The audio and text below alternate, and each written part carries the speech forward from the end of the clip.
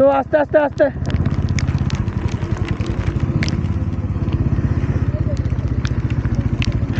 দেখলেন তো কিরকম সমস্যা। তো এখন আমরা নাথুলাতে আছি, এখানে একটু অক্সিজেনের সমস্যা হচ্ছে।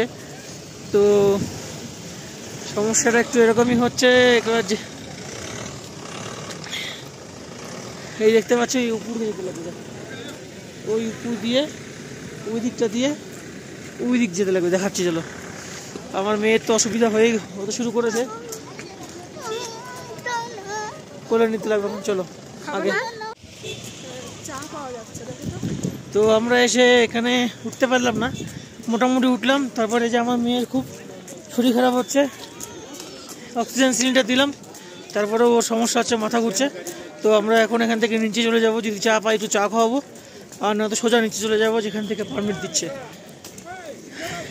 পরে যেদিন আসবো সেদিন ওটা ঘুরবো, এখান থেকে দেখা করে যে এসে ওটাই নাথুলা বাস, ব্যাস এটুকুই।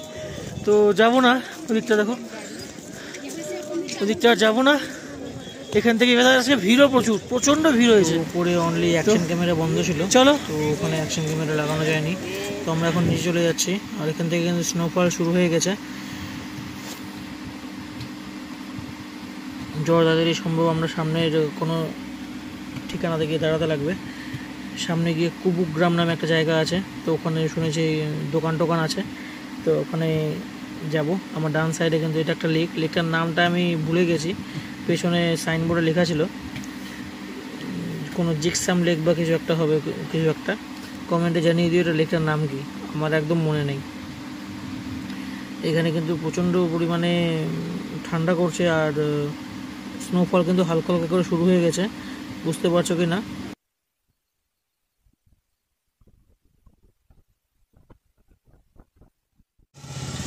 তো আমরা এখানে দাঁড়িয়ে পড়লাম। এই জায়গার নাম কে হবে ভাইয়া? কুবুক। কুবুক। তো আমরা এখানে দাঁড়িয়ে পড়লাম কুবুক এই দোকানে। তো তার কারণ হচ্ছে এখানে পুরো স্নোফল এত ভারী পরিমাণে হচ্ছে, আর জিলটুও অনেকটা পিছনে আছে, দেখতে পাচ্ছি স্নোফল। দেখো আমার গাড়ির উপরটা, দেখো কেউ গাড়ি এখানে বসে পড়েছে। তো আমরা এখানে কিছু অর্ডার দিই, কিছু খেয়ে নিই, একটু রিল্যাক্স হয়ে তারপরে এখান থেকে যাব। এখান থেকে জুরুক বেশি দূর না, 40 কিলোমিটার, তো আরামে চলে যাব। তো চলো প্রথমে অর্ডার দিয়ে চলো কুবুক থেকে বেরিয়ে গেলাম। এখানে কিন্তু স্নোফলটা পড়া বন্ধ হয়ে গেল, মোটামুটি ওয়েদারটা ভালো হলো। তো এখন আস্তে আস্তে করে আগাচ্ছি, মাঝে মধ্যে গাড়িটা হালকা স্কিড করছে, দেখতেই পাচ্ছ বা সাইডে যে সব বরফ নিয়ে খেলছে, কিছু কিছু জায়গায় বরফগুলো ছড়াচ্ছে। সব এখানকার লোকজন রাস্তা ঠিক করছে, এই যে বা সাইডে দেখতে পাচ্ছ সব রাস্তার সরঞ্জাম নিয়ে যাচ্ছে, রাস্তা ঠিক করছে, বরফ সরাচ্ছে অনেকে। এখান থেকে আমরা কিন্তু আস্তে আস্তেই যাচ্ছি, বেশি হাইপার হচ্ছি না, আরামে আরামে যাই। যতক্ষণ এরকম ওয়েদার যদি ক্লিয়ার থাকে খুব ভালো হয়। তো চলো এখান থেকে যাওয়া যাক। এই দেখতে পাচ্ছ এখান থেকে কিন্তু আবার স্নোফল পড়া শুরু হয়ে গেল। মোটামুটি কুবুক থেকে আমরা 5-7 কিলোমিটার আসার পরে কিন্তু আবার স্নোফল শুরু হয়ে গেল, আর এখানে কিন্তু মোটামুটি ভালোই পড়ছে। আমার উইন্ড গ্লাসটা দেখতে পাচ্ছ, উইন্ড গ্লাসের সামনে কিন্তু জমা পড়ে গেছে, এখান দিয়ে ভালোই পড়ছে। চলো এখান থেকে যাওয়া যাক, যত তাড়াতাড়ি সম্ভব এখান থেকে বেরিয়ে যাওয়া যাক।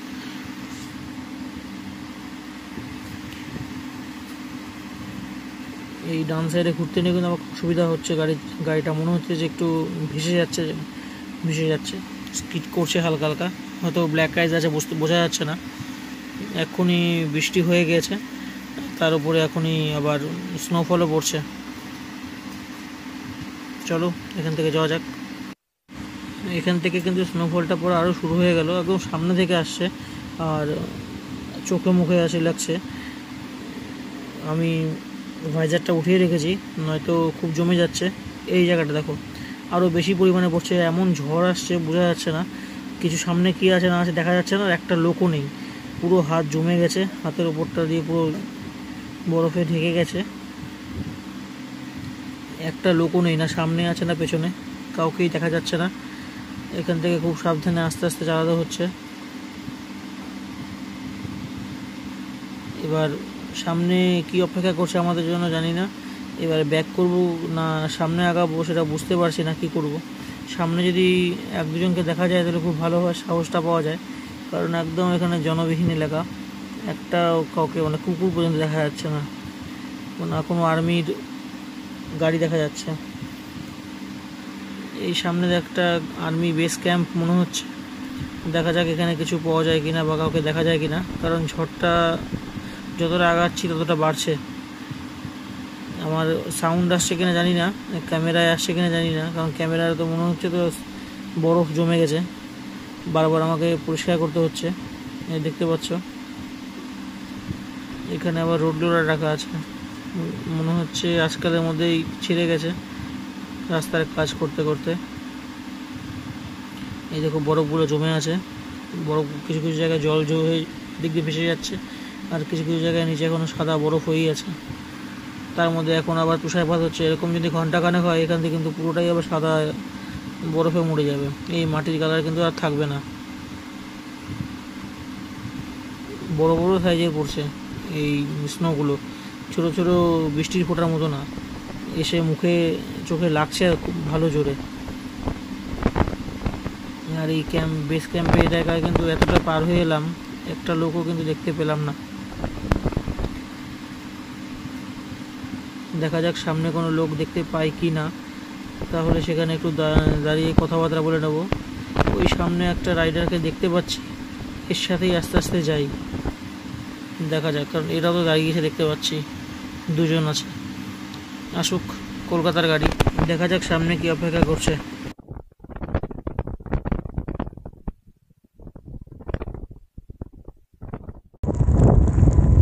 ভাই আমি কি বলবো, আমার পেছনে একজন কেরলের রাইডার আছে, পুরো সিকিম থেকে রেন্টে গাড়ি নিয়ে এসছে, প্লাস আমি, দুজনই। দেখতে পাচ্ছ কীরকম তুষারপাতে ফেসে গেছি। আমার বনিকে আর টুকুকে ওই গাড়িতে দিয়ে দিলাম, আর ওনার মিসেসকেও উনি এখানে দিয়ে দিল, আর আমরা আস্তে আস্তে, গাড়ি হালকা হয়ে গেছে তো আস্তে আস্তে আস্তে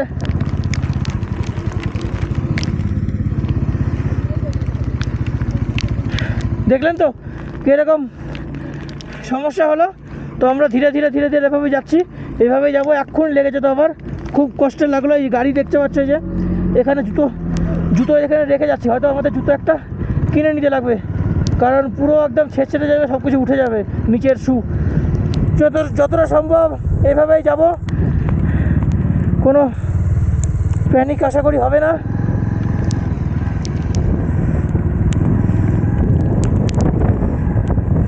রিল্যাক্সে যেতে লাগবে, রিল্যাক্সে।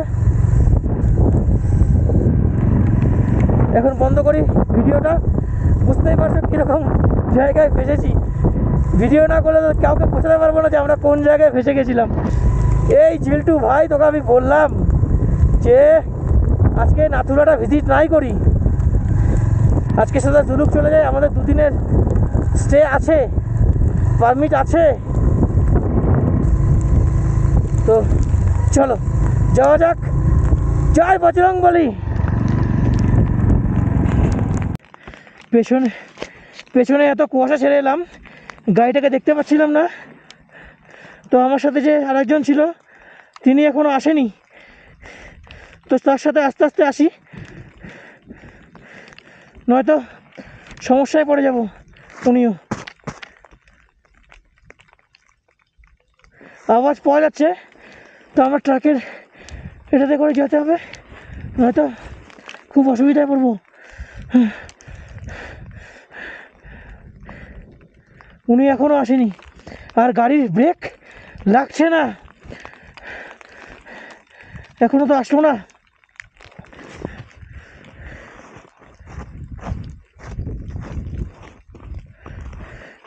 কতটা পেছনে আছে জানি না, কিন্তু এখানে তো ব্যাকও করে যাওয়া যাবে না যে আছে কি না।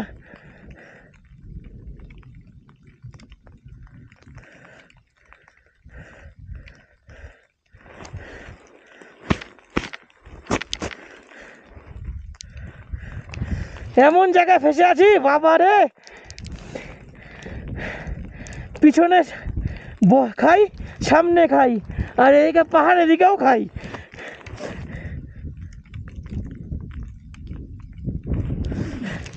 ব্যাক করবো কি? আই থিঙ্ক আমার ব্যাক করা উচিত, কারণ ওনাকে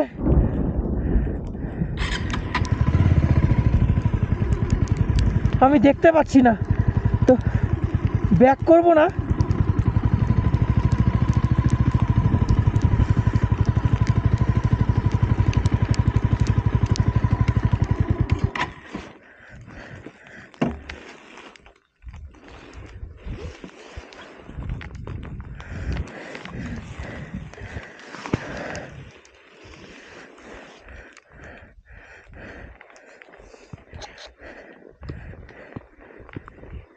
এখন উনি এলো,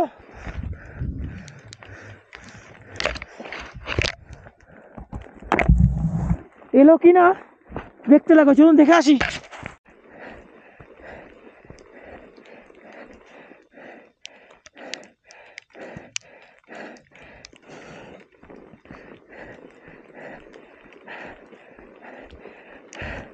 লোকটার জন্য তো অনেকক্ষণ ধরে ওয়েট করলাম, আমি ঘুরে অতখানি গেলাম,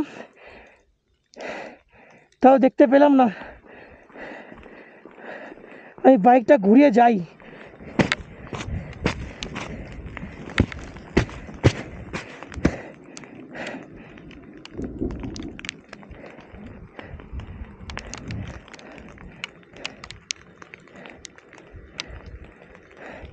একটা গাড়ি আসছে, তো আমি এনাকে জিজ্ঞেস করি। আমার পেছনে একজন রাইডার ছিল অ্যাভেঞ্জার নিয়ে সিঙ্গেল, উনি কোথায় গেল একটু খবর দিতে দাঁড়িয়ে আছি সামনে, চলো আগে খবর দিদি। সামনে গাড়িটা দেখা যাচ্ছে কিনা জানি না, ওখানে আর একজন কেরলের, যে যা বললাম কেরলের একজন কাপেলের মধ্যে মিসেস আছে, ওনার মানে আর একজন মানে ওনার হাজব্যান্ড পেছনেই পড়ে আছে। উনি আমার সাথে আর মনে হয় আসতে পারেনি, আমি অনেকক্ষণ দাঁড়ালাম তাও আসতে পারলো না। তো বউটা অনেকটাই কান্নাকাটি করছিল, তো আমরা সবাই বললাম যে না ঠিক চলে আসবে, কোনো সমস্যা হবে না, আর্মি আছে, তারপরে এদিক থেকে যত গাড়ি যাচ্ছে তেমন কোনো অসুবিধা হবে না। তাও কাটাকাটি করছিল। তো এখানকার যারা এখানের মধ্যে আর্মির লোক আছে, তো বললো যে কোনো অসুবিধা হবে না, আমরা জুলুকে গিয়ে কথা বলিয়ে দেবো আপনার হাজব্যান্ডের সাথে। আর এখানে তো পুরো মেঘে ঢেকে গেছে, রাস্তাতে দেখা যাচ্ছেই না। আমি গাড়িটাকে ফলো করতে করতে আস্তে আস্তে যাচ্ছি। এরকম সিচুয়েশনে এই প্রথম পড়লাম যে এত বরফ, আর এরকম করে এই বরফগুলো ওদিককার বরফ মতো একটা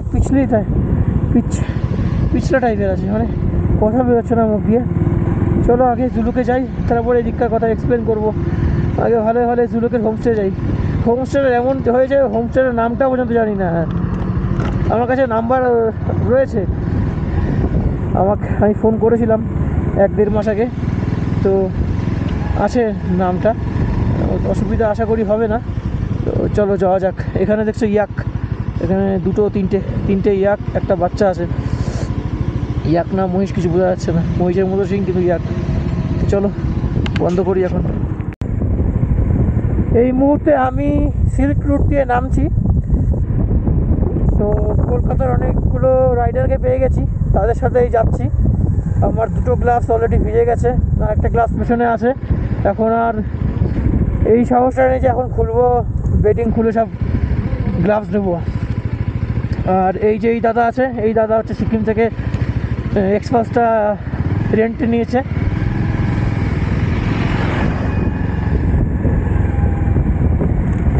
আমাদের সামনে আমি ক্যামেরা করিনি, 10 থেকে 12টা গাড়ি ব্রেকডাউন হয়েছে, এদিক ওদিক ছিটকে পড়েছে, বিশেষ করে বাঁদিকে এই ফাঁসিলের মধ্যে রেখেছে। ট্রাকটা কীভাবে এলো, যেটাকে মিসেসকে পাঠিয়েছিল, আমার খালি ভয় লাগছিল ট্রাকটা না ঢুকে যায়। আর আমার সামনে থেকে যে অ্যাভেঞ্জারটা পিছন থেকে নেই হয়ে গেল,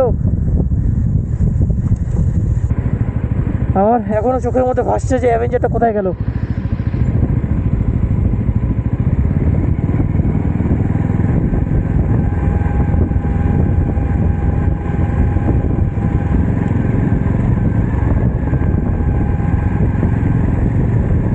চলো যাওয়া যাক, অনেকটা উপর নিচে নেমে এসেছি, আর একটু নিচে নামলে জুলুক। ভাবছি আজকের দিনটা তো হয়েই গেল, কালকের দিনটা কী করবো জানি না। এখানে স্টে করবো না বেরিয়ে যাব। আমার মনে হয় যে এখান থেকে বেরিয়ে যাওয়া অনেক বেশি নিরাপদের, কারণ কখন কি হয় বলা মুশকিল।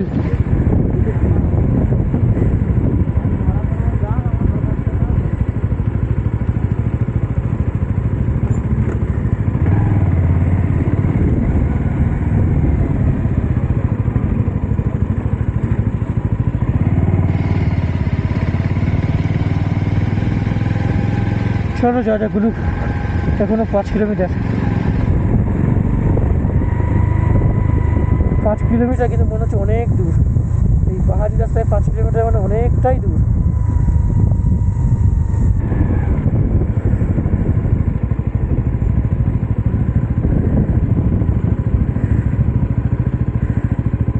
চলো, ইউটিউবে কোনদিন বা ফেসবুকে কোনদিন আমি গালি দিইলি, আজকে দিচ্ছি। ফেটে হাতে চলে আসার মানে বোঝো, আমি ওরকম জায়গায় চলে এসেছিলাম। আমি, আমার মিসেস আর আমার টুকু মেয়ে ফেটে হাতে চলে এসেছিল, 3 জনেরই। এই সাইজের বরফ পড়ছিল, আর মোটামুটি এতটা মানে 2 ফিট 1.5 ফিটের উঁচুতে বরফ জমে গেছে। আমি আমার শুধু এই গাড়ি নিয়ে আসলাম। কিভাবে আসলাম আমি জানি না, ব্রেক লাগে না কিছু। আমার পেছনে আরেকজন ছিল অ্যাভেঞ্জার নিয়ে, কেরল থেকে এসছে, যাকে বললাম একটু আগে। উনি এখনও ফেরত আসেনি। ওই ওপর থেকে নিচে নামলাম, আরও নিচে নামতে লাগবে এই সিল্ক রুট দিয়ে, থাঙ্গু ভ্যালি বার করে। থাঙ্গু ভ্যালি তো Nathang valley, sorry Thangu valley না, নাথাং ভ্যালি, নামগুলো মনে থাকে। এখন গোপাল প্রধানের ওখানে আমাদের হোমস্টেটা আছে, ভাগ্যিস নাম্বারটা ছিল, আমি ওকে আমার মিসেস বনিকে দিয়ে দিলাম। এখনও যাবে, আমি এখানে একটু দাঁড়ালাম। এ তো আগুন তাপাচ্ছে, কেউ নেই কিন্তু এখানে আগুন লাগানো আছে। ও একটু হলেও আরাম লাগবে রে। এখন যাই, আমি গ্লাভসগুলো ভিজে গেছে পুরো, 2টো গ্লাভসই দিয়ে দিয়েছি। এখানে আমার দেখো বরফ এতটা জমেছিল, সব ফেলে দিলাম। এখন যেতে পাবো কিনা জানি না। এখন আমার মুখে কথা পর্যন্ত আসছে না। আর জিল্টু ওপরে ফেসে গেছে, কি করবে জানি না। ফোন লাগলে আমি জিল্টুকে বলে দেবো, তুই ভাই গ্যাংটক হয়ে শিলিগুড়ি চলে আয়, আমি হচ্ছে এখান থেকে শিলিগুড়ি চলে যাচ্ছি। তাছাড়া যা বরফ পড়েছে তা 2 দিনের মধ্যে ক্লিয়ার হবে না। আর যদি ও চলে আসে বাই চান্স এই গ্যাপে, ওই ভদ্রলোকের মতো কেরলের, তাহলে ও ফেসে গেল। কিচ্ছু করার নেই, না এদিকে যেতে পারবে না ওদিকে যেতে পারবে। Good morning from Zuluk Dilmaya homestay. তো এখন বাজে সকাল 7টা। তো এখন ঘুম থেকে উঠে মোটামুটি আমরা কাজ করে নিচ্ছি। আর দেখো পেছনে হিটার চলছে, তাই জন্য আরামে ঘুমোতে পেরেছি। কালকে মোটামুটি সন্ধ্যাবেলা ওই সিচুয়েশানে আসার পরে আর ভিডিও করার মনে হয়নি। তো খুবই একটা ডেঞ্জারাস এক্সপিরিয়েন্স দিয়ে পার হয়ে এসেছি কালকে। তো এখন সব গোছগাছ করে নিচ্ছি, কালকে সকালে এখান থেকে বেরিয়ে যাব। আজকে আশেপাশে একটু ঘুরবো, রেস্ট নেব। যদি পারি একটু সিল্ক রুটে যাবো, আবার সিল্ক রুটে গিয়ে একটু ছবি টবি তুলতে পারি। তো চলো ফটাফট গুছিয়ে নিই, কারণ এগুলো দেখতে পাচ্ছ সব এগুলো ভিজে গেছে। এই নিচে সব কিছু ভিজে গেছে, এই সাইডের অনেক কিছু যে আছে এগুলো জামা কাপড়গুলো সব ভিজে গেছে। চলো ফটাফট প্যাক করে নিই।